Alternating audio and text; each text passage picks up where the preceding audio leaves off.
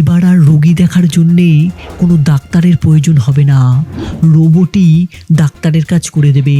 তো বন্ধুরা, চীন এমন একটি হাসপাতাল বানিয়েছে যেখানে কোনো ডাক্তার নেই, ডাক্তারের পরিবর্তে রয়েছে এআই রোবট। আর চীন এই হাসপাতালের নাম দিয়েছে হসপিটাল এজেন্ট।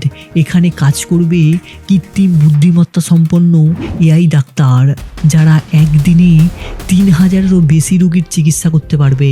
শুধু তাই নয়, এই এআই রোবটদের নিজস্ব ডিসিশন সিস্টেম, ডায়াগনোসিস অ্যালগোরিদম, এমনকি তারা রোগীর সাথে কথাও বলতে পারবে। চীনের সিংহুয়া ইউনিভার্সিটি আর বাইদু মিলে এই প্রজেক্টটি তৈরি করেছে। তারা বলছে এটা স্বাস্থ্য ব্যবস্থায় একটি নতুন বিপ্লব আনবে, বিশেষ করে দরিদ্র এলাকায় যেখানে ডাক্তারদের অভাব রয়েছে, সেই ডাক্তারদের অভাব পূরণ করবে এই এআই রোবট।